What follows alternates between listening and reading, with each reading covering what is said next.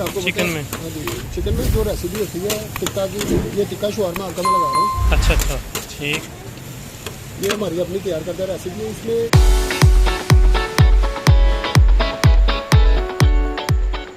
Shawarma juicy भी रहता है और फ्लेवर भी इसका अच्छा है। क्या क्या डालते हैं इसमें आप? ये आपको चिकन में? हाँ जी, चिकन में जो रेसिपी होती है टिक्का की, ये टिक्का शवारमा आपका मैं लगा रहा हूँ। अच्छा अच्छा, ठीक। ये हमारी अपनी तैयार करता रेसिपी है। इसमें शवारमा जूसी भी रहता है और फ्लेवर भी इसका अच्छा है।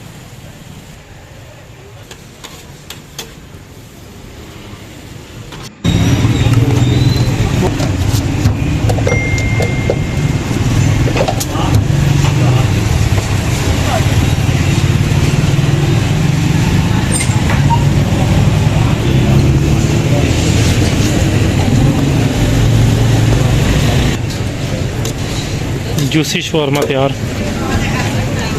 लोकेशन क्या है आपकी? ये अब्दुल करीम रोड है, अब्दुल नियर इस दुनिया न्यूज़ के साथ ही जो रोड आ रहा है ना, इसमें अब्दुल ठीक। करीम रोड है सर। जैसे किला गुजर सिंह, किला गुजर सिंह पुलिस लाइन। जी जी, पुलिस लाइन उस साइड पे है ये। और यही वाले दो